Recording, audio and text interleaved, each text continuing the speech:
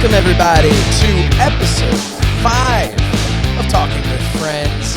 I am Josh Shernoff. You know me from Shernoff on FITE, and of course, the Mind of the Meaning podcast. And I'm here today talking with my friends. First, we have my brother, the one, the only, the animator extraordinaire, Fred Shernoff. Fred, thanks for being back here to talk with us. Hello. And next up, he isn't frozen, and he also got a haircut. Ladies and gentlemen, looking significantly better than last time, Calvin Tan. How's it going, man? Everything's going well. Yeah. Finally got my hair cut, so I don't have to deal with that anymore. Yeah, but now none of us have to deal with that anymore. It's good. Going full Undertaker last time. And then well, you could say this is going Undertaker also, remember? You could, yes. That's it. That's the nice thing about the Undertaker. You get a mohawk, you're going Undertaker. You got long hair, going Undertaker. You know, it's wonderful. And speaking of wonderful and Undertaker, well, the lighting behind you. We are joined, of course, by Matt Mangol, who is just staring at, I want to say, an imaginary butterfly. But Matt Mangol is here as well, sporting another excellent shirt. Will you stop? Gorilla Monsoon. Will you stop? And Fred, you got a fun one too. No mistakes. Just happy accidents. Bob Ross. And I've got. I mean, I don't know where you can get yours, but I've got mine. I got mine over at ProWrestlingTees.com/SoSaysShernoff, which reminds me, everybody, before we get started here, has anyone been to our new ProWrestlingTees.com/TalkingWithFriends? Yeah, that's right. We have a Pro Wrestling Tees page and some really cool shirts on there, and more coming soon.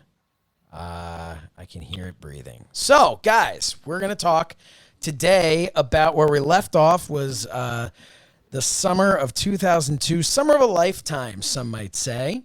And it was a terrible summer. It was a hot best of summer. Times and the worst of times. It was definitely the worst of times. We decided it was going to be the best of times. So when we left off last episode, we decided, why don't we go to Canada?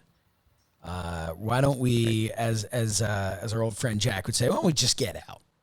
And we did. We literally got out of the country. So it was, as we talked about last time, the picture that you see in the opening montage, the opening credits here, that was a picture of us on Fred and my driveway before we hit the road. And we hit the road in our mom's car. What was she thinking? Letting us borrow that. She learned the lesson. She definitely learned the lesson on this trip. But yeah, it was us and our old buddy Biz. Am I right that the TV that we brought, was that the same? That was the TV that Dad built, the one that we were using to run the shows? Yeah, which I actually have. There's a TWF connection right I there. have it in the closet right next to me. I do. And we're talking about a CRT TV, so yes, it was about the depth of it was like this. Yeah, it was not a very big TV. A little box, and we wedged that sumbitch. Talk amongst yourselves. I'm gonna go get it. And you rigged up the Nintendo Entertainment System. Super Nintendo, right? It was a Super Nintendo. Yeah, we put a towel so we wouldn't damage the leather, and we wedged that television right in there. And who needs a tricked out car when you can make your own? Yeah, and it was probably not back in early 2000s. Had we gone to an accident, that would have been really bad. Would have killed somebody. Yeah. Yes. Wow. Someone would have got closed caption. I remember. I think you went to Best Buy because we had to figure out how to power this thing. That's right. Yeah, a converter. So from cigarette lighter to this little box that ran at about 300 degrees. And TV was connected into it along with the Super Nintendo. Yep. And I guess Josh is digging through his closet. Well, the only game I remember, and I'm sure we had more than one game, but I remember playing Saturday Night Saturday Little ear Master connection here. Night It, Master Saturday Night Slam Slam Masters. Yeah, Saturday. yeah. with Flapjack and Oni. What did I miss? One of- and- We're talking about setting up the TV and playing Super Nintendo, and Saturday Night Slam Masters, which is one of the best lesser games, talked yeah. about great wrestling games. Sure. So here it is. It's dustier than Mark Mess weight set, but There it is. This is it. Yeah. Wow. So that is what we used when Calvin and I were running the shows, the production. Everything was connected to that, and then that's also what we. Yeah. I mean, Not a wide array of plugs. no. There's one. Yeah, So this was our dad built this. way before, yeah, like the '80s. Oh God, way before. Yeah, back in the '80s, and I remember that we had two of them actually. That was- one that of them was- used to be in our kitchen. What the hell was This it may called? be the one This that was in our kitchen. Heath Kit. There was a company called Heath, I guess, and they had like Heath Kits were these like robotics and electronics. That's where we got the kits. right? We had a robot when we were Yep. kids, Yep. So you'd go to the electronics store back in like like the Paulie 70s and and 80s.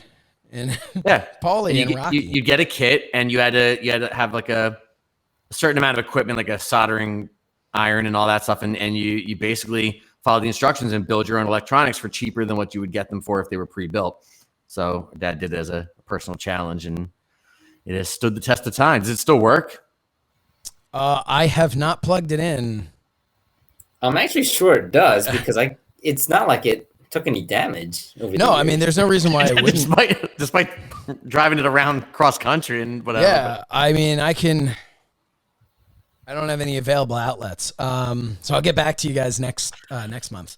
But that was it. That's the one. We wedged that between the seats and the armrest from the front, so whoever was in the back could basically play video games while we're driving. As though this was like the longest trip anyone's ever. It's not that long. How long was the trip from? About a 6 hour straight shot to Niagara Falls, which was our first. Yeah, but you got to remember, like, we didn't have cell phones, so it's not like we were surfing. We had each We other. did. We didn't. We We didn't could've have just- smartphones, but we did have cell phones because We definitely had cell phones. because I lost my cell phone. That is how I got the phone number that I currently have. Back then, if you changed phones, you had to get a different number, and I Fred's current phone number is. yeah, just run it along Like the bottom. it's like movie phone. It's like movie phone. So I had a little Nokia phone. I think that's pretty much what we all had. And on that trip, I thought I lost it potentially in Canada. It was nowhere to be found, I thought. And so I had to get a new phone and change my number, which to this day is the same number that I have. And about 3 months later, found that it was in the door of the car the whole time. I think it was longer than 3 months. Might I have feel like been it was longer. Yeah. I feel like it was when Still had like, the car. lease was Maybe up the car and- was going back or something. Yeah. Yeah. I don't mind my But yeah, dog. that was your dog. You got your dog. Would you like to introduce him? That's Mr. Miyagi. He's my new puppy. Yes. And he's eating leaves off my garage floor. Well, it's part of the training. I'm looking forward to meeting him. But yeah. So the phones, fun. We're actual fact, and I don't- phones, and that's it. They were actual phones. Just well, you phones. could play Snake. Oh yeah. Well, Yeah. we still talking about the phones, Josh? Or are you talking about the back seat of the car? Hey now, what you and Biz were doing, but I don't think so, Tim. I'm sorry, Calvin. So we jumped all over your comment on about phones. So I don't know where you're going with that. well, Calvin was insinuating that we didn't have phones. Well, I was just saying that it's not like we had stuff that we could entertain ourselves with. But we had Right, each you know. other. We did have each other. That Yeah.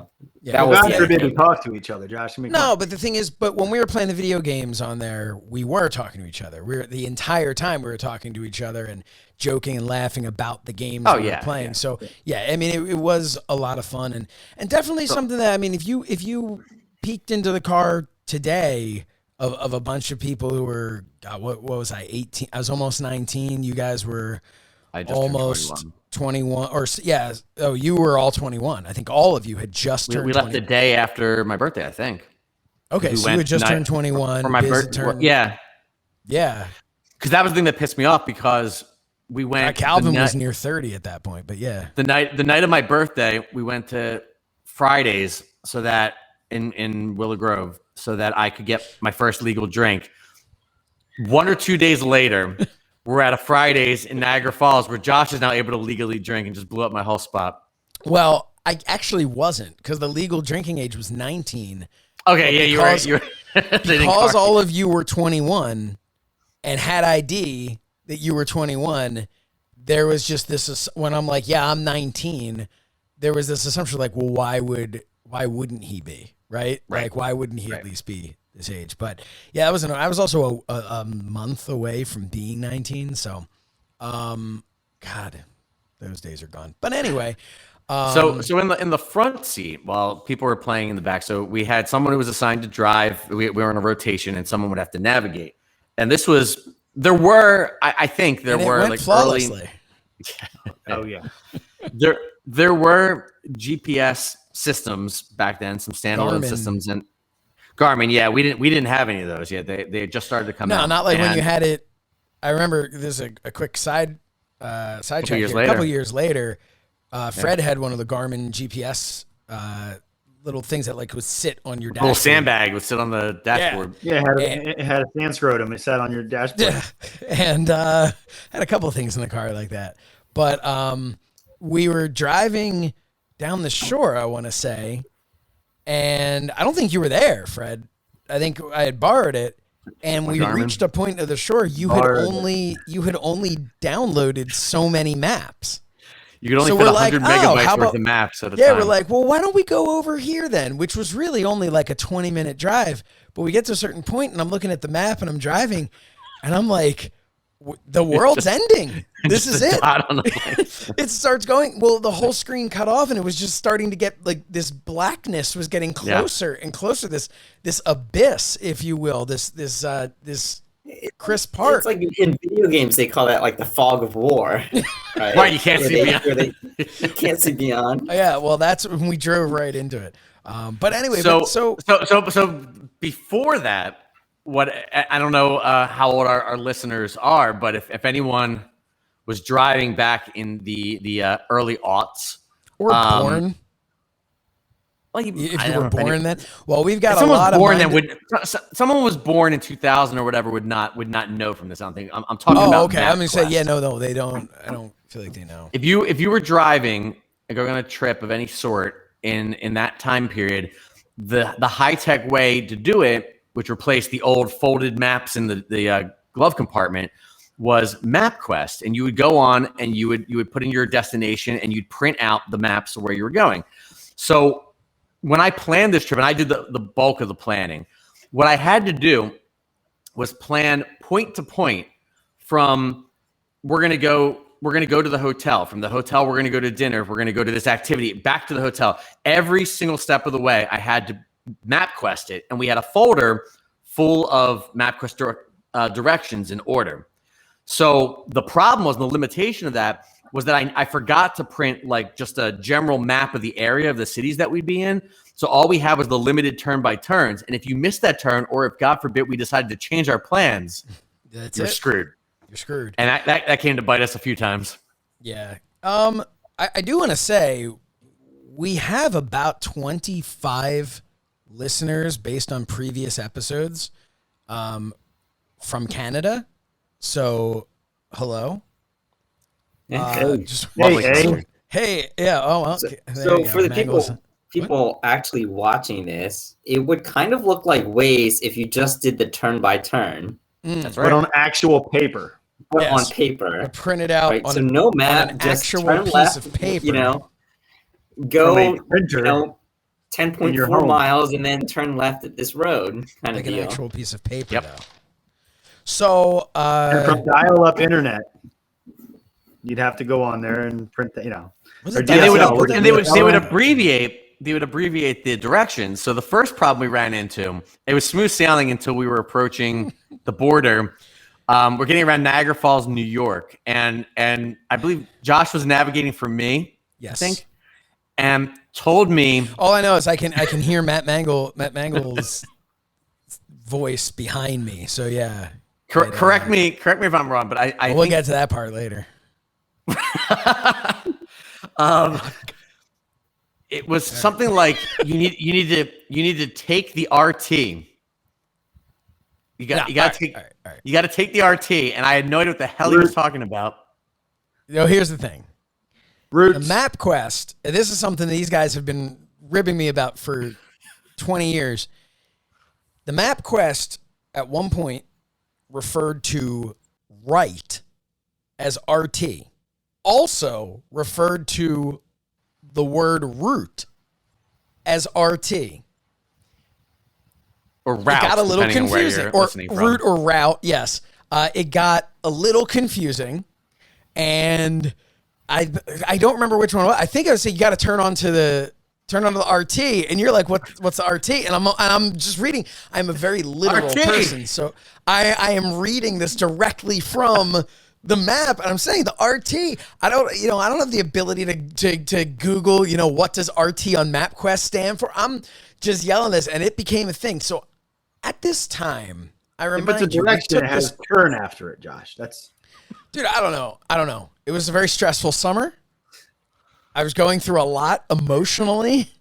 I was very stressed with the TWF, and which Fred, yeah, you were gonna say something. I was gonna say I want to point out, because of what I think is going to come shortly, that this was me driving and Josh navigating, and Josh made a mistake to which we all had a good laugh. It didn't go that way. If I guess later on when we have video of that, Fred. In fairness, I didn't have a good laugh when I was navigating, and I certainly didn't have a good laugh when I was driving. It's on video. That's what I was getting at. Yes, as a youth, I was a little hot-headed. I was a teenager, and I could get easily riled up. Not like today, where I'm pretty calm, cool, and collected. I am. I really am. Yeah. I'm apologizing all these years later. I may have been a little stiff-ski with some of the things that I said.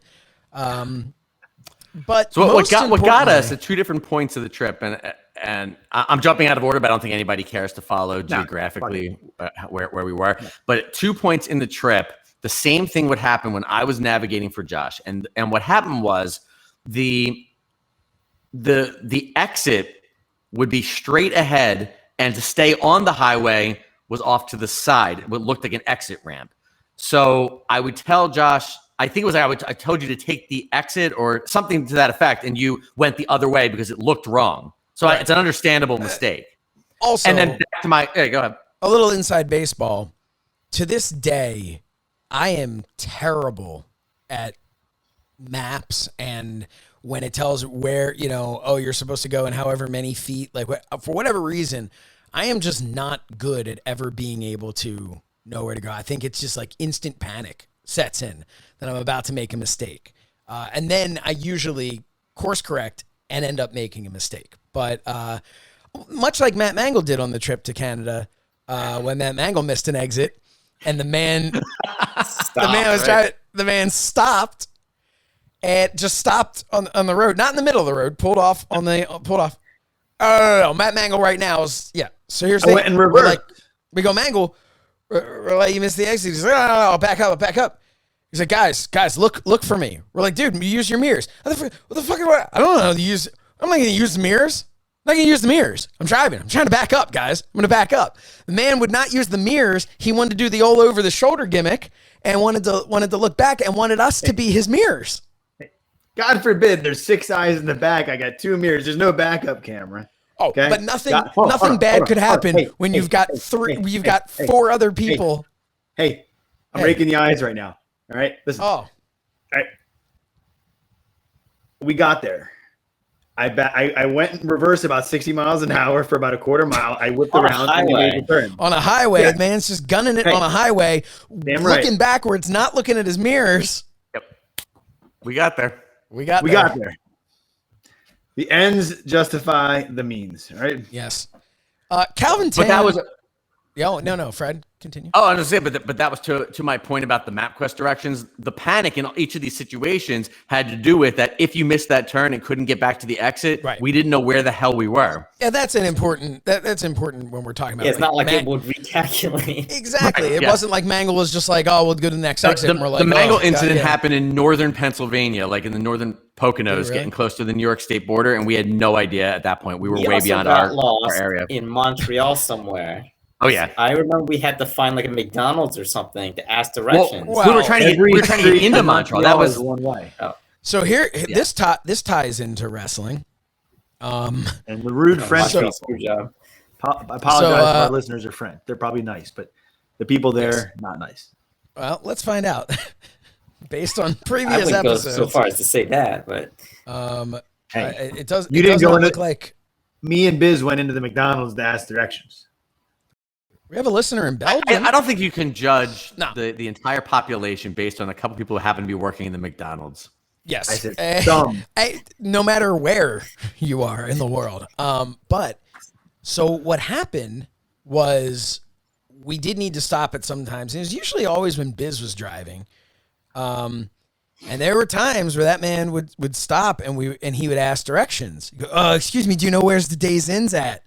And like we're looking for the Days Inn or whatever. And there's one guy, right? So we stop. And Biz is asking for directions. And the guy is talking to him and talking to him. And we all... I am sitting behind him. You were behind him. I want to say I may have been... I was either in the... I think I may have been in the front or I was in the middle or something. But no, I would have been in the middle. Mangol would have been... I was navigating. Based on our rotation. But I think all of us noticed that this man was missing a tooth. And unfortunately, because that man was missing a tooth, our good friend Biz had a complete inability to focus on anything other than the fact that the man was missing a tooth. I could see it in his eyes because I saw it in his mirror, his side mirror, that his eyes, he had that grin on his face when this guy is trying to help him, give him directions. Mm-hmm. And I knew that he was not paying attention to a word that man was saying. And focusing on the man's missing tooth. And at the very end, now we'll remind you of the time, this was 2002. At the very end, when the guy tells, when we're all like, oh, thank you very much. Thank you. Biz goes, thanks, Benoit, and guns it, cackling like a lunatic. Yep. And he starts going, and we're like, all right, Biz, we're like, aren't you supposed to turn here? I don't know. I wasn't paying attention. He would ask directions from like anybody. He asked what I'm pretty sure was a prostitute in somewhere in Quebec. And just like, he would just pull over. We'd be like, Biz, we're gonna get shot. Like you don't know where we are. And he'd be like, no, we need to know. And he would just, excuse me, you know where's the Days Inn's at? Just nonstop. It's like he would just roll down the window and yell at people. Yeah, that's basically probably what it ended up looking like.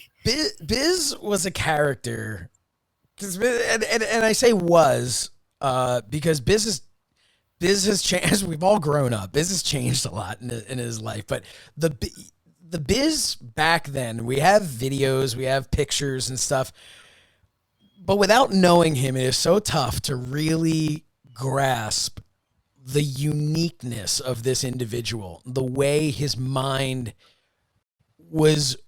While wired to work at full capacity, was wired in a different way, some would say. Then this is not an intelligence thing. Very, very intelligent guy. But the way he would just view things or act or things he would say, the panic he would have over certain things. Like later on, while we were there, we decided to go to, was it the museum that had a planetarium in it? Yeah, the Ontario Science Museum or something like that. So we went to the Ontario Science Museum, and we're all there, and I don't know where everybody was. All I know is I was there probably with at least one or two of you, and we're spinning around like like a penny would spin around this thing, this like giant funnel almost. And there was some sort of scientific something to it, like how long it would like form a pattern or something. Yeah, it would like form a pattern as it was going down. And all of a sudden, to my left, running down the hallway, comes Biz yelling, let's go, guys. And we're like thinking like some emergency has happened. There's a fire. Night at the museum. Something terrible has happened. They had just merely announced, hey, last call if anyone wants to go check out the planetarium. And in that moment, that man needed to do it. And he was so damn eager to get in for this planetarium that the man pushed over, he was like pushing people out of the way, a woman on a walker. Like George Costanza in that episode when there's a fire and he pushes the lady out of the way with a walker. Oh, I don't even think we got good seats. Weren't we like on the No, floor? we he were on did. the floor. I was on the He floor. did. No, the four of us sat on the damn floor. It was like a trap door, like the warrior was gonna come out, and we're sitting there like the British Bulldog. And yeah, and Biz was sitting on the front row on the bench. Oh, that's because he pushed his way. Yeah, while there were elderly and handicapped people standing off to the side, and that man was sitting very proud of it. We do have a wrestling term. We do have a wrestling term that we gave to describe when stuff like this would happen. Yeah, is when he would be running wild, kind of like when Hulkamania would run wild on you. Bizomania would run wild all over you. Do you think he'll be upset if we make a T-shirt? So no, but then we're all watching this planetarium thing, and all of a sudden, there's this kid, like a few rows behind Biz, so it's going to his mom's, going, look, looks like a phoenix. They're talking about a constellation that was on on the gimmick up there. It looks like a phoenix. And about 87 times. That was it. None of us, much like Biz with Benoit, we couldn't focus on anything other than and it was so Phoenix. Peaceful. Like I was so grateful that Biz had harassed us into getting into that. It was so nice, and I remember them like setting the stage. Like, imagine night has fallen, and you're on the roof looking sooth. There's a phoenix. And it was always sooth. I was having such a good time, and then this Phoenix thing I'd like started. to apologize to our Canadian friends. No, look, our Canadian. It's a shoot. That's what I actually was said. Water, right? So it's okay. No, you know? what? Water. Yeah, we say water. So, I'm sure everybody listening. There's Philly accents all over this thing. Yeah, we have no idea. We're like we're talking, like, you know. But yeah, no, but they just kept going, and they just kept saying sooth, and it just. Yeah, it's one of those things where it tickles you, and you say to yourself, "All right, that's inappropriate. You can't laugh at the way somebody's saying." Well, now for us, it was probably the equivalent of like Jericho saying "again." For the first time. Yeah, it seemed like, because again, and I'm, for lack of a significantly better term, the way that was normal to us. Obviously not the normal way to speak, but our norm from our area outside of Philadelphia, where we're from, with that accent that we're familiar with, that we consider normal. This woman was speaking, and it sounded, quote unquote, normal to us until she'd hit the thing like sooth, much like Jericho. And Jericho's talking, it sounds like from anywhere America, until he says about, or he says again, or anything, certain things that, although again, I don't know that that's a Canadian thing. That might just be a Jericho thing. It's Triple H. Triple H. Triple H. But no, I remember the trip fondly though, and we got stuck once. I'm trying to think, like there's a lot of stories, but because nobody cares about the bulk of it or whatever. But I will say there were a couple of highlights. The one was when go ahead. We all put on S shirts, the superstar shirts that I had back in the day, which now there's the So Says Shernoff shirt available now at ProWrestlingTees.com/So Says Shernoff. We all decided to go and film ourselves just walking around. We're like, and this is just, I don't know what we were thinking. We just thought it would be funny. Nobody cared. No one could have cared less. Like it was Fred. I don't believe even came with us. We went across the street to. I was reading in the hallway.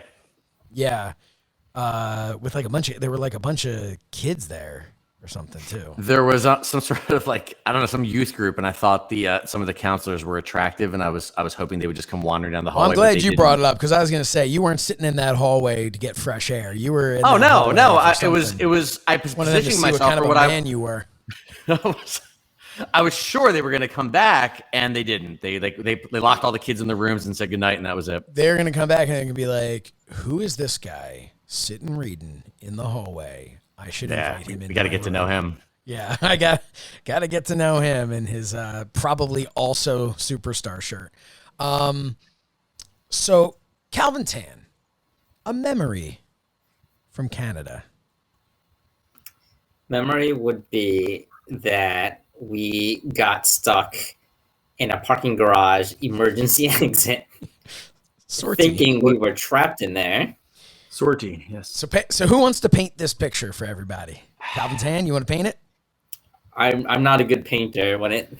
Fred, I believe we were coming out of that underground mall that runs through a lot of Montreal, right? Like they sort of like underground city.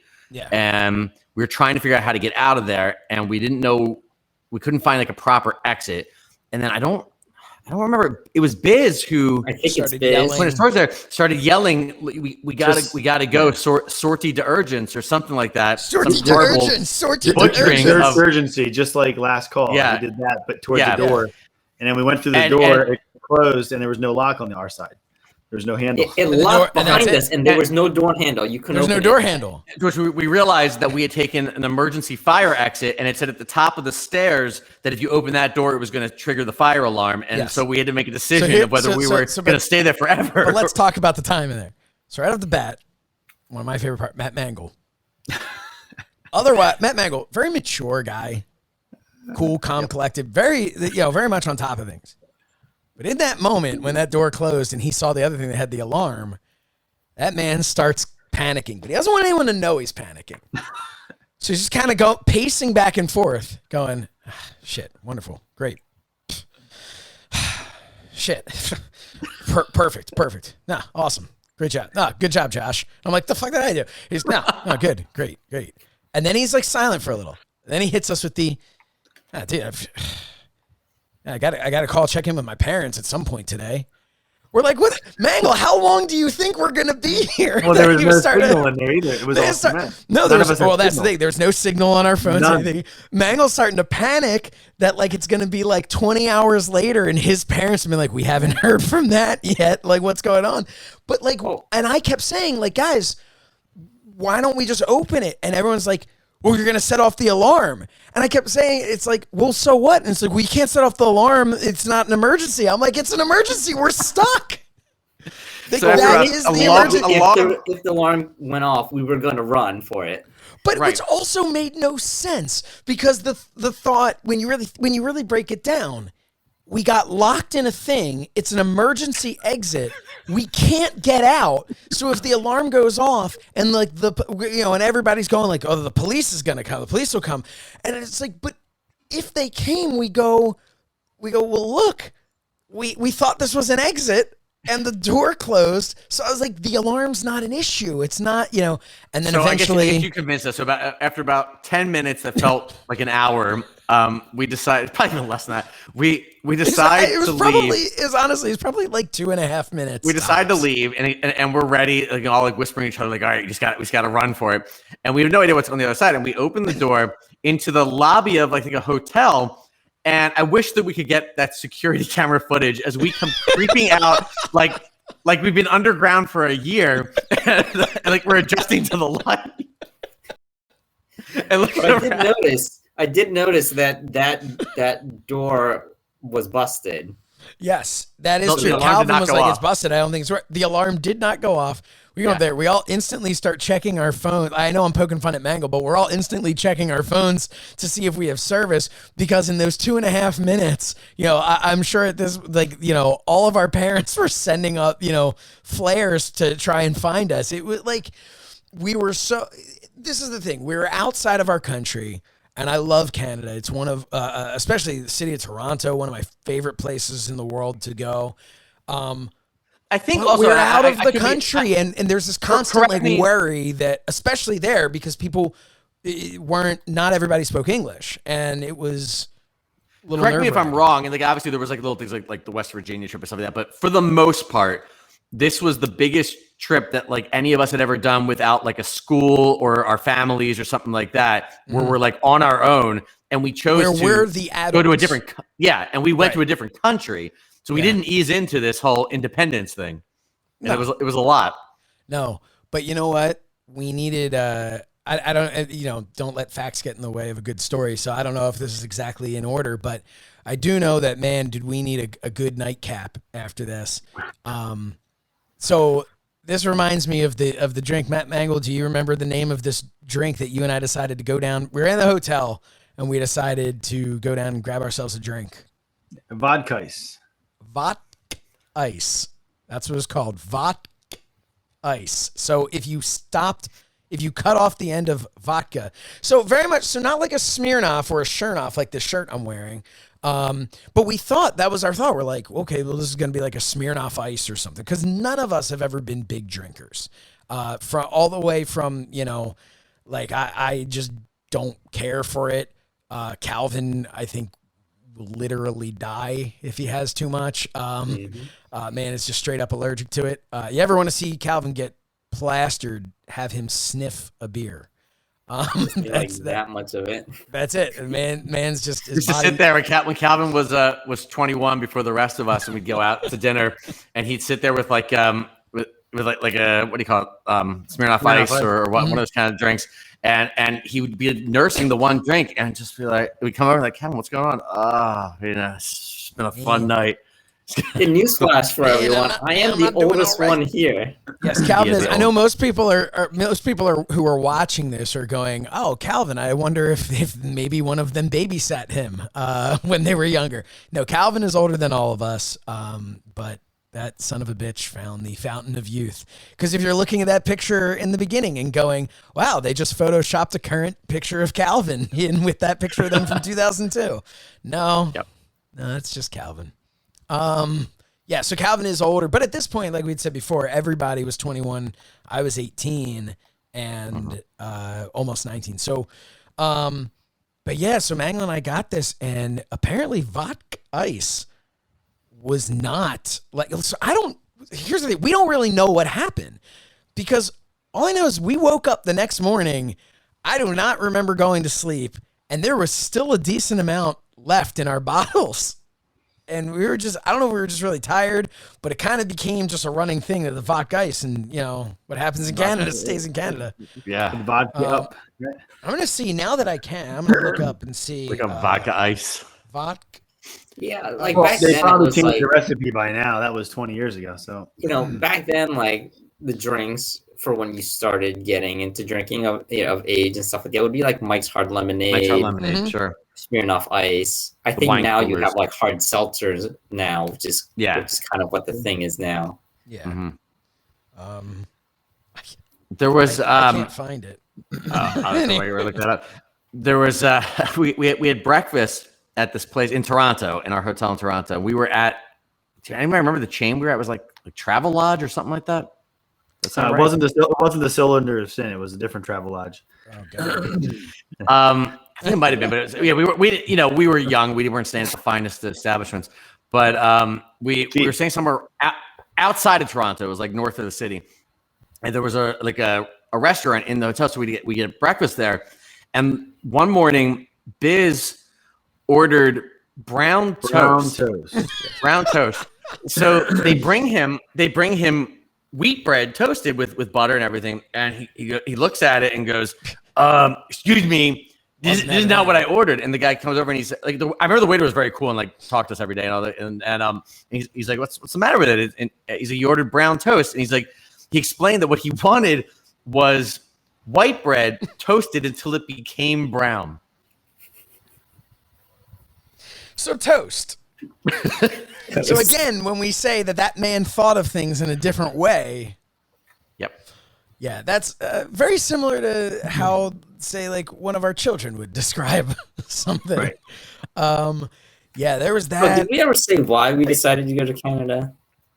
'Cause It was cooler. Like I mean, we was we a thought really hot we thought it summer. would be cool to do, but it was extremely hot all summer, and Canada, which often even in the summer runs kind of chilly, like in the 60s and stuff, was like a perfect like high 70s, low 80s. It was really nice. So But there was also the aspect of we had decided, because this was in the thick of our wrestling Right. fandom and being a part of everything, we had decided that we wanted to check out the WWE Canada store, that's right. Yeah, which was, where was that? Niagara Falls, Niagara Falls. With like the pile driver, like which we did not go on that. we did that not ride, go on. yeah. I think it may have been shut down by that point. But That's right. no, That's they- we went to Ripley's, believe it or not, and I got that picture with that the 1,000-pound suit. It comes up Oh. like The mess 20 suit. years ago today on Facebook. I'm like, Man, that's a great picture. oh yeah, I got that one. I got the Amish. I got the Irish Amish beard going Yes. on there. The Beyond chin strap. Well, then the other thing. yeah.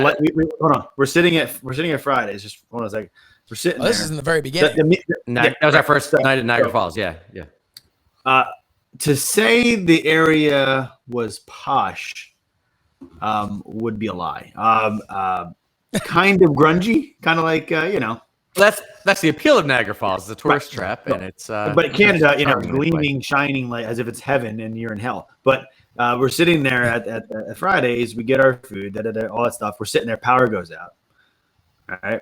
Then it comes back on. We get our bill, and it's like twice as much as it is in America. Yeah, So, and I mean, well, that there goes frustrating- half of all of our budget for the trip.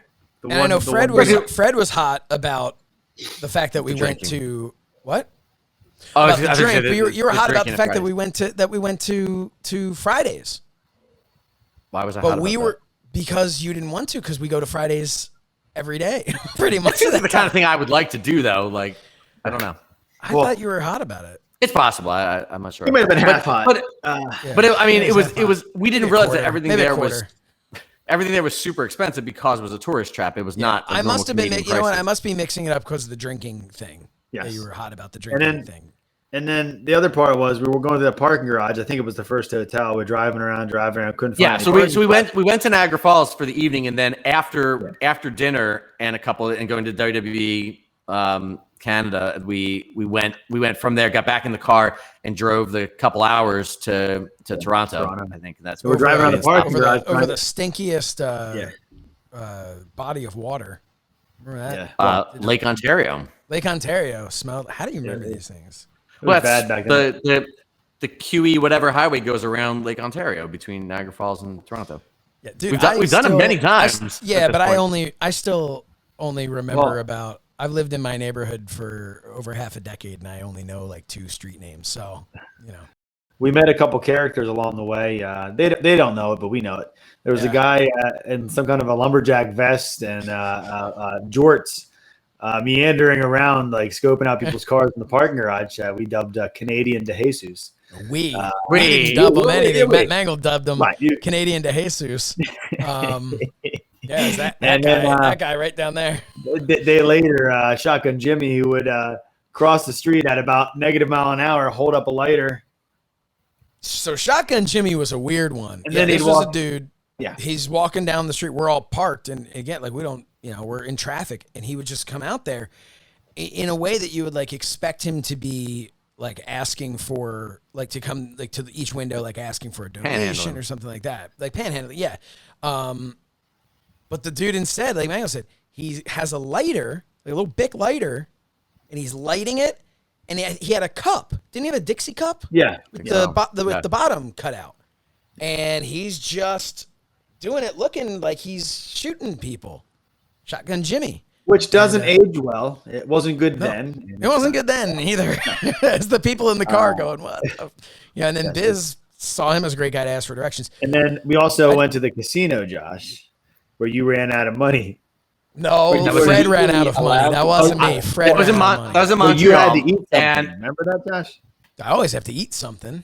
No, we put together something that you had to eat for money. No, that may have been at a different time. Whatever we ate in the casino did not agree with us. But we'll talk about that. Yeah, maybe I did have to eat something. So there was a casino somewhere in Montreal. Hold on, Fred. Not to step all over your toes, but are we sponsored by Discover Card for today, Josh? By the way, certainly not. That was my. No, but we used to do a thing where like it wasn't that I needed the money; it was a cheap way of getting a dessert. I would say things like, remember there was the at Fridays they had the. Are we sponsored by Fridays? They had the brownie obsession, yes. And so I had done there were a couple times where I was like, where it was like, if Josh can eat the entire brownie obsession, we'll pay for it. No, it was like, that was the first time it was we'll pay for it. And I did. So then it was like, I wanted you guys to do it again. It was like, can you eat it without using your hands? So I just went right in face first. There's a picture somewhere. I don't know where that is. But there's a picture somewhere. But yeah, brownie obsession. Oh, now I'm hungry. That'll help my dad. So the casino, what happened with the casino was, that was actually, I think, one of the times, that might have been the Benoit thing when Biz was asking for directions, that we, the casino was, you had to go up a bridge and like take an exit off the bridge, like and wind around down to a little island, and which was kind of cool. And there was a casino there, and I only brought with me a Discover card because this is in the early days of building credit and everything, and I had no money. And for some reason, Discover saw fit to give me a much higher credit limit than someone my age should have been entitled to. So I thought, if I'm going on a trip and I won't run into any problems, but I did, because Discover wasn't accepted in most places in Canada, including the casino. That was so I couldn't gamble. Or do anything. So you don't really have anything else, and you're kind of robbing from Calvin to pay Matt. It was you're trying to figure out what to do here, we ate something that evening. I can picture it as a little cafe in the casino. I can't. I can picture it very clearly and standing in line, but I don't know what we ate. So some kind of like croissant something. When I go on trips and things like that, like this, I went to Scotland with a group of friends, and the same thing I've done every time we've taken trips. I always have somebody that I can rely on, that I know they know where we're supposed to be. We talked about how this was the first trip we took as grown-ups, but I've never really, now I have a wife. So I have someone I can rely on so that I can just kind of, as our good friend Sassy Mike Molassie would say, bop around, not really knowing where I am or what's going on. The side effect to that, while it's really refreshing to not have to be that worried, I'm just like, oh, okay, I'll go wherever Fred says. The side effect is I don't have very clear memories of where we were or what we were doing, because I was kind of just doing my thing, and also I think I was getting hit in the head a lot that summer when we were doing TWF, so a lot of stiff shots from Mangol, but no, there he is. Will you please? Mangol's working a match with himself. For those of you who are listening. By the way, if you're only listening, go to Mind of the Meanie, the YouTube page, youtube.com/Mind of the Meanie, and watch this. It's so much better to watch. You see Calvin Tan's green. Mr. Miyagi's going to take a dump behind Fred.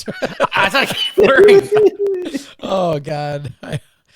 He's going to pinch one off back there. Watch out. Pinch it off. Pop it out and pinch it off. There's a lot of wandering happening. Yep. He's starting to circle. Little Snipsky. All right. Boy. So we ate something. It did not work well in our system. No. Fred, do you want to take this one? We ate something that did not agree with us, and that in our family, that is not an uncommon occurrence. But we had no stomach medication, no Pepto-Bismol or Imodium or anything that would help in any way. We were unprepared for it, and I would have taken a tampon at this point. and why this is hopefully a new one. Why it was memorable is because there have been many times where one of us was blown up in the bathroom, but why this is tomato Basile. The t-shirt torn up. Why this is memorable is because I remember being in the car on the Shernoff way back to the Plumbing. hotel. Sure. And I think Biz was driving. Shernoff Brothers Plumbing will clog that shit. We're on the way back, and I remember telling Biz I'm basically like whipping him like a horse. Like we gotta kind of move it along. We gotta get and Biz is probably, I don't even know this, but he's probably just like, I don't care. I'll get there whenever I get there. I mean, he's good at that. He's zipping around the traffic. Oh, he's an expert driver. Yeah. And about by the time we get back, I'm just waiting. Like all I care about is getting to the bathroom in our hotel. And by the time we get in there, Josh goes, Fred, are you really gonna need that for a while? And I'm like, yeah. And he's like, oh, cause I'm not feeling so good. And I'm thinking, all right, we have a conflict of interest now. You gotta work a match before you earn the right to go to the bathroom. So what ended up happening was we had a tag team in the bathroom where one of us had to go in and was allocated like 2 minutes, and then the other one would start pounding on the door for the hot tag, and we had to pinch it off and swap places. Dude, first of all, there wasn't much pinching. This was like trying to catch a mudslide with a thimble. It was not. This was a bad situation. Look, and yeah, Fred, we would just tag in, tag out. Josh, you could have AC Slatered it while he's sitting there. Start talking to him. Put your head on his shoulder. This is basically what Mangol's providing us while this is happening. Mangol's sitting there going, and then occasionally, dude, oh man, that stinks. What do you want from us? It was bad, and that's the other thing. Look, your own brand you can deal with, but I don't care family or not. You don't want somebody else's brand. You need to let that have some time to breathe, to dissipate. There was no time. There was no time. You were sitting right into it like Blue Meanie trying to let one go in front of the microphone and sit right back down in front of it. Yeah, it's there. It was not good. And the bathroom, I believe there was no bathroom in the lobby. Pretty sure there wasn't, because that seems like the obvious solution. Yeah, it was a very small lobby. I remember that. It was a bad situation. This was a Days Inn on the corner of a street in Montreal. Do you know where's the Days Inns was?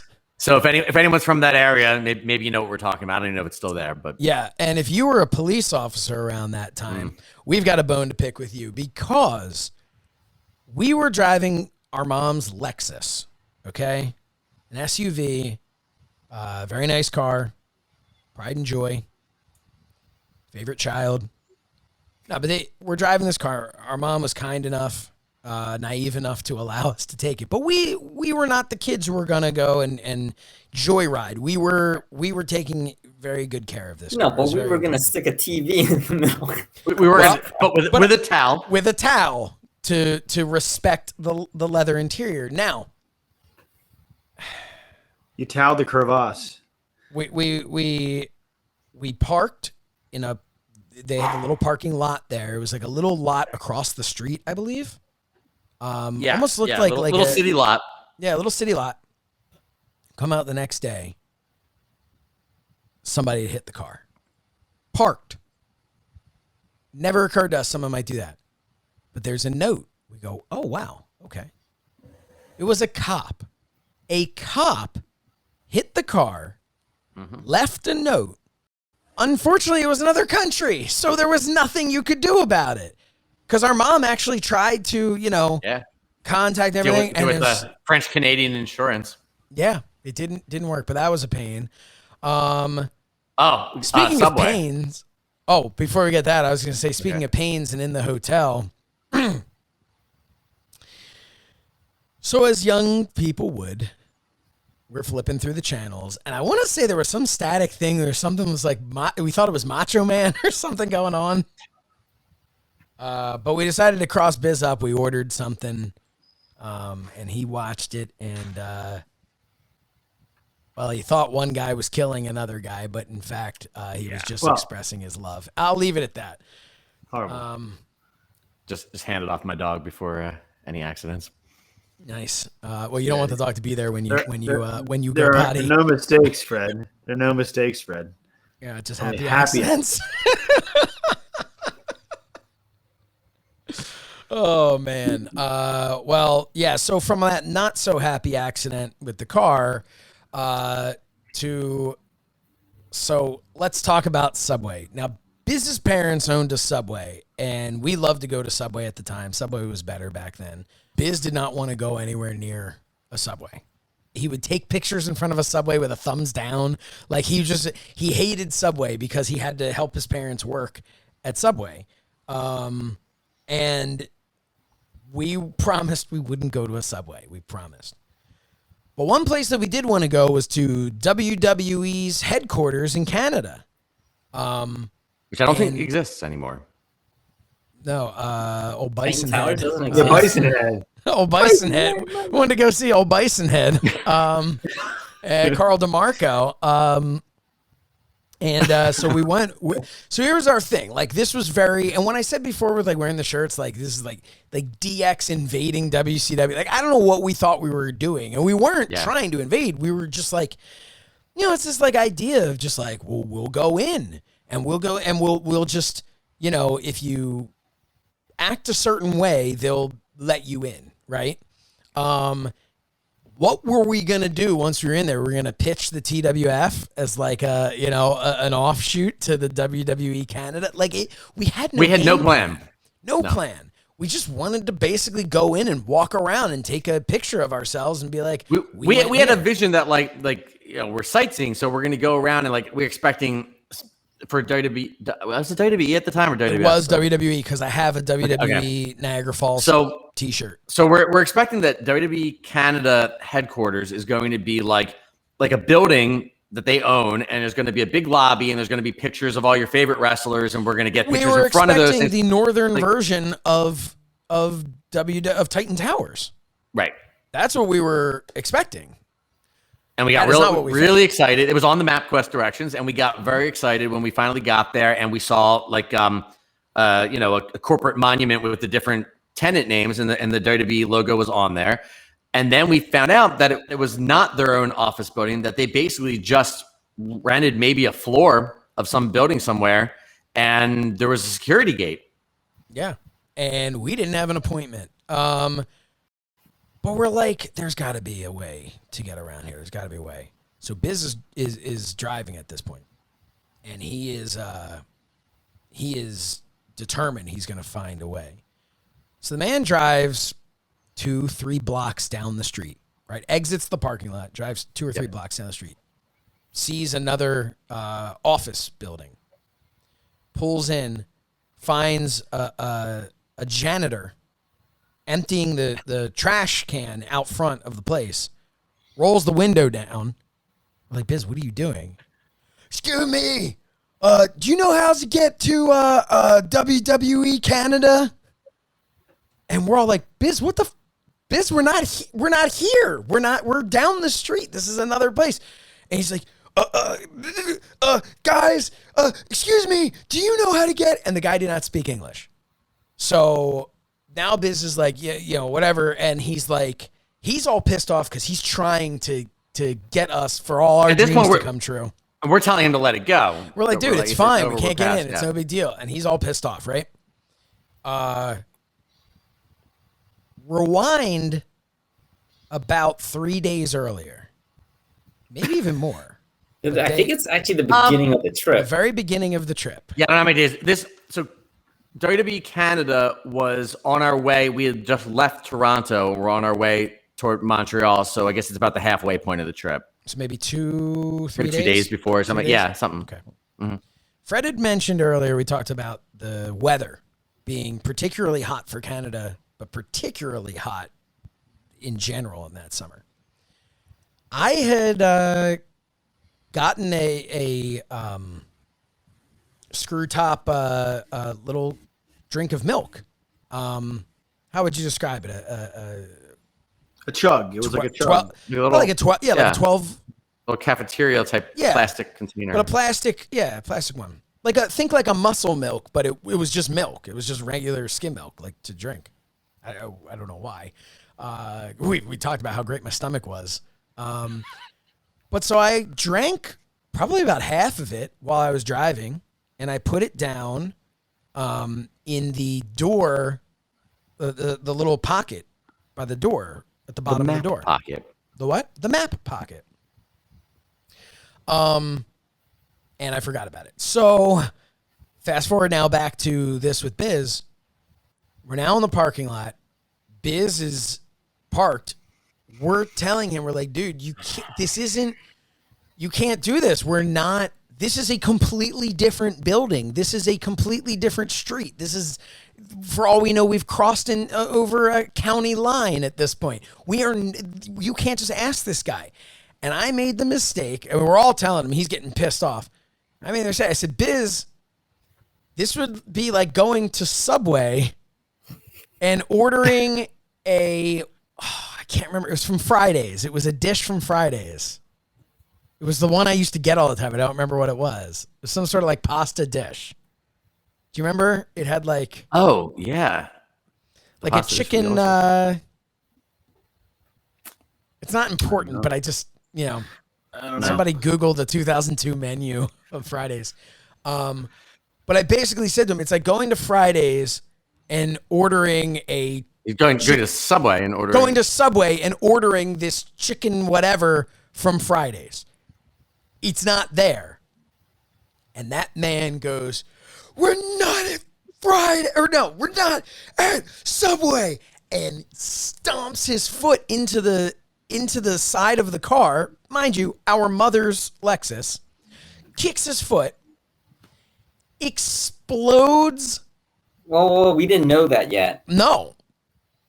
All we know that is there's a very bad smell. All of a sudden, as they say, Granny had her sour belches. It was not good. It was bad.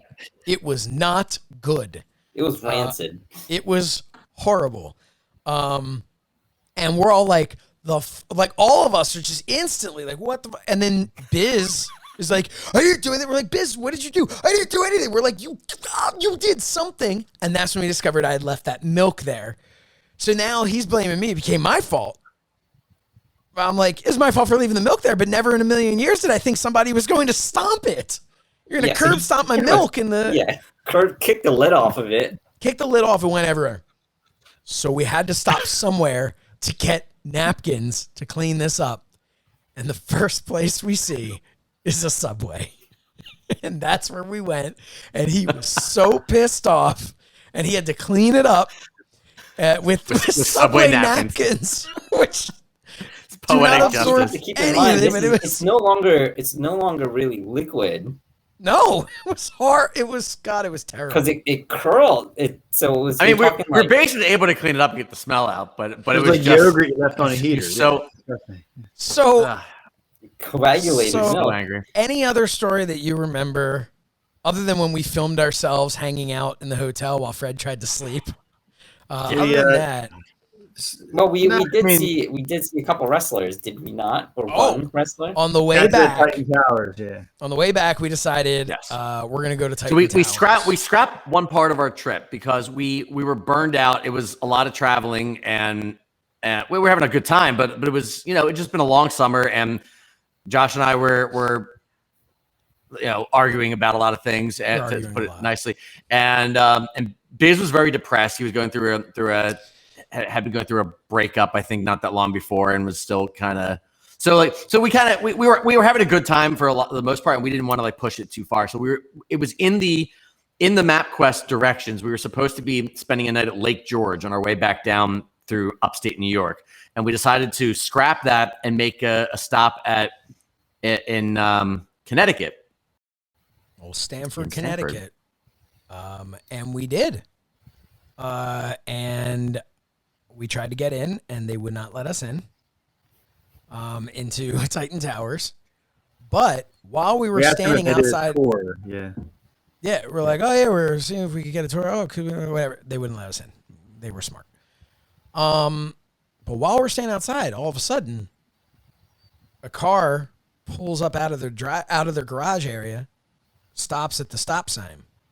We all look over, and it is very clearly Triple H driving with this massive arm at the window there, and Shawn Michaels in the passenger seat. Now, I'm not saying they killed kayfabe because like 2 days later was SummerSlam, where Shawn Michaels made his return. I don't know what I think they were there kind of like working things out. Maybe they were working through the story. Maybe they were working through spots. Maybe they were in the ring. I don't know what it was. But I remember going, that's Triple H, but I think he's clean shaven. That man doesn't have a beard. And Matt Mangol did not believe me. Matt Mangol's like, it probably just wasn't Triple H. I'm like, no, that was Triple H, but the man doesn't have a beard. It's like, he has a beard. He has a beard. Go watch SummerSlam 2002. First time he showed up post becoming the Game without a beard. You know who was also excited about SummerSlam 2002 was Bismarck Cheney. I'd Who, love if you to remember, show you the old magazine, but all the pages are stuck together, so it's for a guy who he was never as much of a wrestling fan as the rest of us, and he hated being part of the TWF and the fact that all his friends were part of it and wanted to talk about it all the time. But for some reason, he picked up somewhere along the way, I don't know if it was before the trip or on the trip, he picked up the special magazine talking about the upcoming event. He did not pick it up. I believe it was my magazine. Was it you? Okay. Yes. So he gets his hand on this magazine and that was really focused on The Rock and Brock Lesnar and how they were training for their confrontation.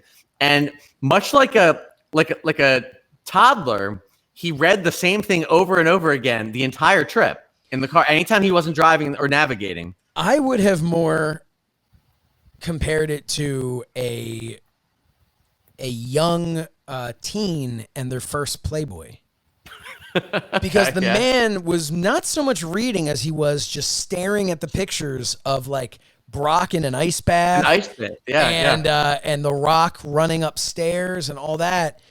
And then he would turn to occasionally, I want to say it was Tori Wilson. Maybe like a picture of Tori Wilson. And like, or maybe that's where we kept saying to him, like, there's that picture you can be focusing on as well. He was obsessed with it.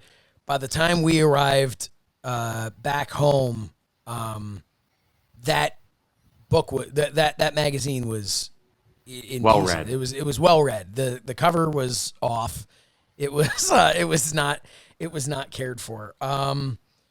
But it was a hell of a trip. It was a lot of fun. And if you're saying to yourselves, well, this is weird. I thought this was talking about your journey in wrestling. Why have I just for an hour been listening to you guys talk about this trip to Canada? Number one, it's talking with friends, and we can talk about whatever we want. Thank you very much. Number two. Oh, we already talked about number two. All right. Well, then number three, on this trip is when I said to the guys, I need to take a break with the TWF. I'm burnt out. I can't do it anymore. It's killing me. I need to take a break. Also on this trip, I filmed, as you've seen, if you're watching this, I'm sure you've seen footage from when I had my camera to film. Fred and I had our camera there. And Matt Mangol had his own camera, but no matter who was filming, Matt Mangol was narrating to the Doc and Bill Bain as though we were going to show this to the Doc and Bill Bain, constantly just like, no. Oh, hey Doc, this one's for you. Never showed it to them. Because what they needed in their lives was to sit down and watch a video of our trip to Canada that they weren't on. I said I needed to stop the TWF, and right around that time, we talked about Murad Habishian, Morad, who had Morad's Toys, and we had done, we had met him, and he had been at our show and was selling his figures, and he was ready to open up his own spot, and it wasn't just any spot. It wasn't a dog spot, it wasn't a liver spot. It was it was Rob Dimension's spot. Rob Dimension, who had Dimensions Collectibles, I want to say it was called, in Ambler, across the street from the Rita's Water Ice, for anyone who wants to Google it.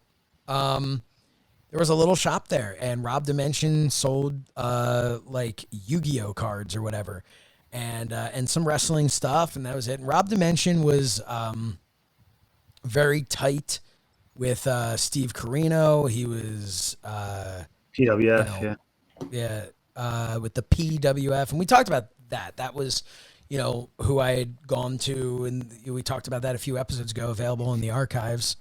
But the store, I guess he was leaving, and Morad kind of looked up to Rob Dimension as like what he wanted to be.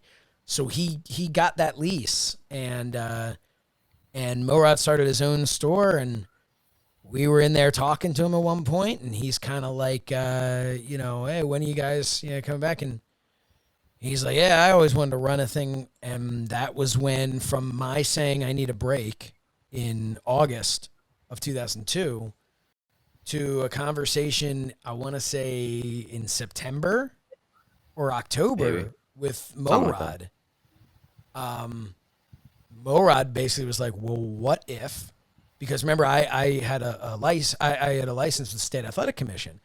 He's like, well, what if I use your license and I promote the shows, and you guys can still do your stuff? You can do your stories, you can do your matches, you can do your not just you can. He wanted us to do that. He just wanted to run the show and make. He wanted to be able to be part of it and plug his store. That's want to be able to plug a store. A store would. He would sell stuff there. It would always be brought to you by, Morad's Toys Presents, whatever. And he was like, the conversation was definitely in like October, because he wanted to start in November. He was like, I want to go. And we were like, because I still was burnt. Well, that was when you might have had a preliminary talk with him, but that was I think you referenced that last time when Scott came to stay with me. Okay. And I think we all met to talk about it. We were on hiatus at the time. I was living down in a van, I believe, down by the river. Down by the river. Yeah. I started to go to Temple University, and I was in Temple's housing on City Line Avenue, the presidential apartments. And I had asked Mangol and Biz, who were also Temple students, to come live with me, and they said no. So I was living with some undesirable roommates. Who took my my glasses and filled them with cigarettes, but that's a story for another time. Your drinking glasses. Not my spectacles. Okay. Yeah, I was gonna say who like ribs on everybody at this point, but yeah. But for whatever reason, so we were still in touch with Scott and Bill, and Scott came up with his girlfriend at the time. I mean, it had only been a month and a half since our last show, so it's not like we were right. No, like we were, Yeah, we told them there was, we were going to come back at some point. We didn't know what we were doing, but they came to hang out and stay with me. And then, you said you've been talking to Morad and that we wanted to go by the store and have a chat with him. So and I remember we all went by the store, and long story long, basically what happened was, Morad offered me a decent amount of money for a kid. At that point, he offered to pay me $600 a show to use the license for me to book so I was still booking the venues. He was basically just money and promoting his stuff.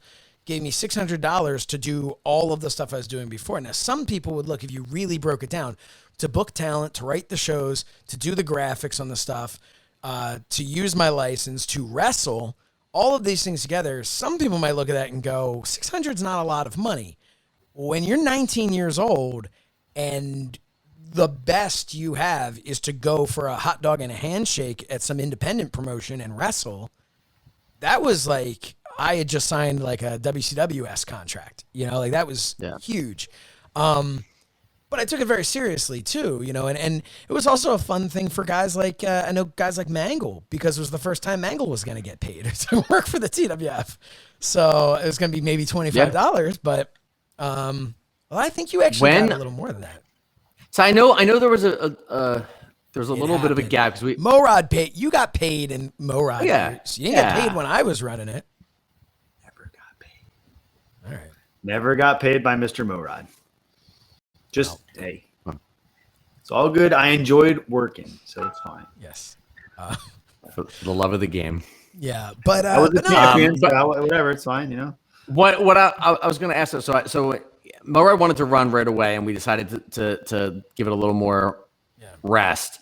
At what point? I know this is a big part. We're setting the table for what we're going to talk about next time, but and this will be a big part of it.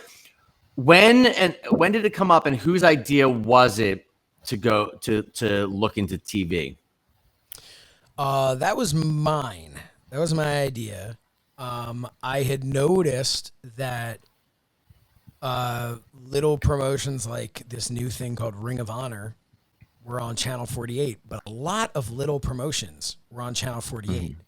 And I just Channel 48. For anyone who doesn't know, was the ECW channel back in the day. Yes, that's where ECW aired for us. And I remember looking at their product, and I know they had RF video and all that stuff, but Ring of Honor was terrible back in the day, visually, as a television entity, it was terrible. In ring, I would venture to say what we were to videos at that era in independent wrestling is what they were to in-ring wrestling. Sure. As good as we were with videos is as bad as they were with videos and the graphics and all. And as good as they were with wrestling was as bad as we were with wrestling. But again, like we said before, we were trying to be a pocket WWE. We were trying to be sports entertainment because we knew, because that's from the very early days of the Teenage Wrestling Foundation. That was our bread and butter, was that we could put on stories and we could create characters and we could, entertain in that way. We could put on matches, but you weren't getting CM Punk and Samoa Joe, out of me and Mangol. You get a good match, but you weren't getting like that style of match. So, but I looked at it and I said, our product's better. We've got like opening videos. We've got, entrance videos forever. We have all this. We're doing a TV show and we're not airing it anywhere.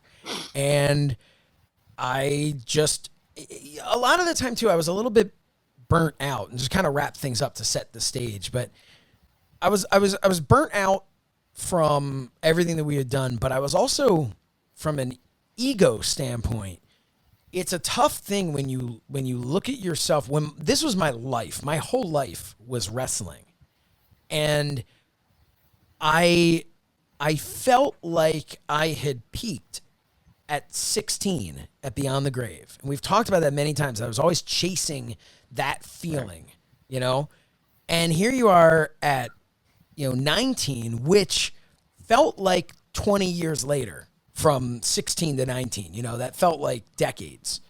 But for me, I needed that. I wanted to be that guy who was in the newspaper, that guy where people are like, holy crap, like, how did this kid pull this off?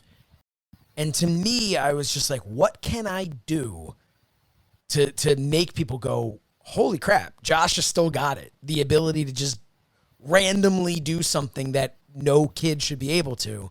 I was like, well, what if we go on TV? And I contacted Channel 48, and I contacted a couple places, to be honest. And Channel 48 is the one that bit, and that was a fucking headache for another time. But yeah, on the next Talking with Friends, I think we'll talk about the Morad year, 2003. We ended up coming back in January of 2003, which featured a ladder match between myself and Mangol, and probably the best crowd I think we ever had in that era of the TWF, and new lights, it was a whole different production, and it was cool, and it led to TV, and it was again, much like everything else that we've done here in the scheme of the wrestling business, in the scheme of life in general, none of it was really that impressive or that important.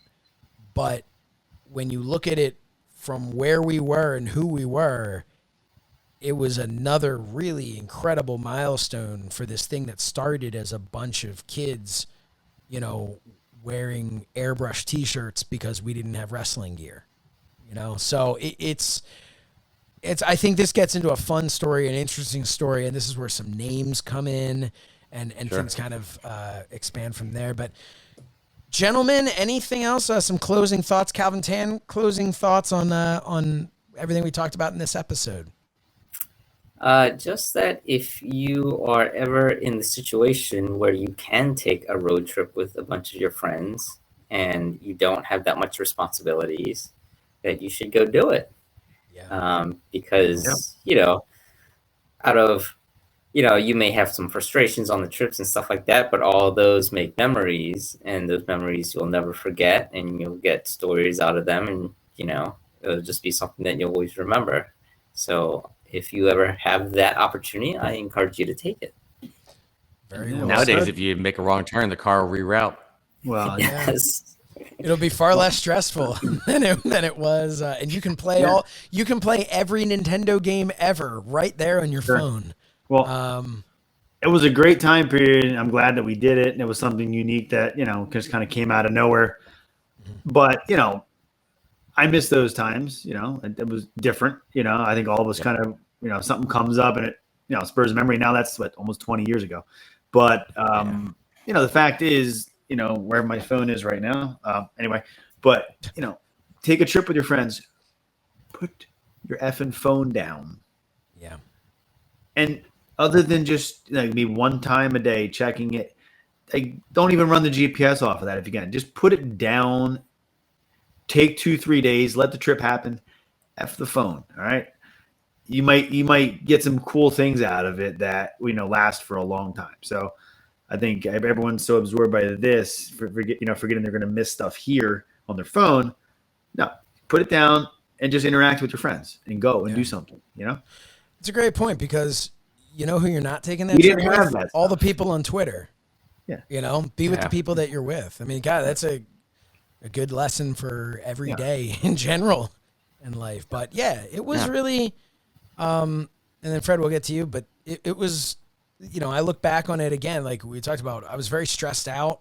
Fred and I were at odds a lot of times, but you look back on it and you can look back on it with rose-colored glasses, or you can look back on it for what it was. And what it was one of those things where, us old folks will always tell the young kids, oh man, one day you're going to look back and you're going to wish that you'd done this or wish, I wish as unbelievably happy as I am in my life today, my personal life, my professional life, I could not be in a better place, but there is nothing like having that, as Calvin mentioned, no responsibility, that time period. And it was before social media, before all that crap. We weren't, because years later we would take trips and a lot of the focus would be, let's get our pictures and let's get them right up on Facebook. Yeah. Let's get them right, and you look back now and it was such a great time for as scary as it was, in the sense that if we were locked in that stairwell for, 2 weeks, we were kind of screwed. But there was something really nice about not really having access to, we were on our own and we were exploring, and it's a memory I look back on very, very fondly. And I hope it's a memory that one day, once all our kids are grown and stuff, we can, maybe when we're in our 60s, we can go and do it again sometime. Sure. Fred, what are your memories? No, I agree. I agree with everybody. I think it was a great trip, and I think we did obviously a lot of other trips too over the years. But I think that that original one was the one that cemented our friendship. I think that we had been forming, and we've talked about how all of us met and everything. But there were as a group we kind of united over these various incarnations of TWF, and I think around the time we were putting the office together and doing all those things, we really connected in the way that I think from that point on that we would always connect. the way we still do to this day. Anytime that any of us are together, and I think that. But it was the trip to Canada that was the first time we really like put that in motion. That we weren't working on a project or something, that we just were able to like let loose and have fun and make memories that way. That's a great point. Yeah. That's a great point. I never really thought about how much that trip did kind of solidify our friendship. And I am glad that all these years later, I am able to talk with those friends. Thank you all for joining us here. If you would be so kind to check us out on social media. You've all been great following all of us as individuals, but this poor little measly show, at the TWF show on social media, go give it some love. We see how many people are watching this and listening to this, and it's way, way, way more than are following us on Twitter. But if you would follow us as individuals, I'm, of course, at So Says Shernoff. Fred is at Frederick Shernoff. Calvin is at Underground Magi, or on Instagram at Calvin Tan Magic, I believe it is. And then Matt Mangol's at Mangol Strength. Also, I implore you to go to YouTube. Maybe you're watching this on youtube.com/Mind of the Meanie right now. Number one, hit subscribe. Number two, while you're in the mood to subscribe to things, type in Personal Training Unlocked and go on YouTube, find Personal Training Unlocked. If you're saying, but how will I know if it's the right one? It's going to be Matt Mangol's face. That guy right there. Matt Mangol's there, okay? He is giving you free advice. He doesn't work any spots on there. He's just giving you free fitness advice. So go show him some love over there and hit subscribe. We appreciate those who we know some already have. So go do that. And yeah, I guess we'll be back next month to talk a little bit more about this. And spoiler before next month, I think, knock on wood, we're all supposed to be seeing each other in person this month. That is correct. Yeah. So we have not all been together. When was the last time we were all together?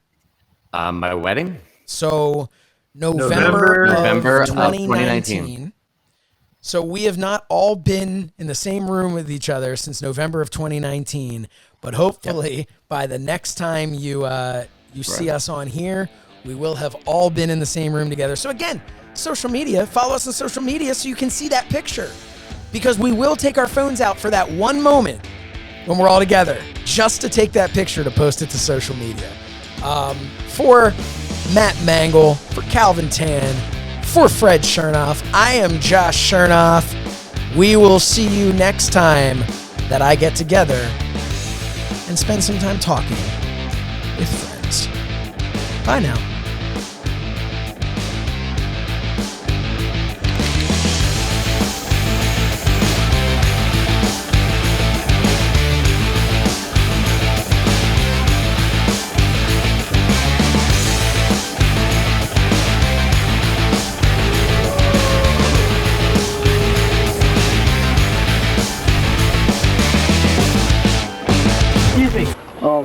Can you get a O'Keefe lane?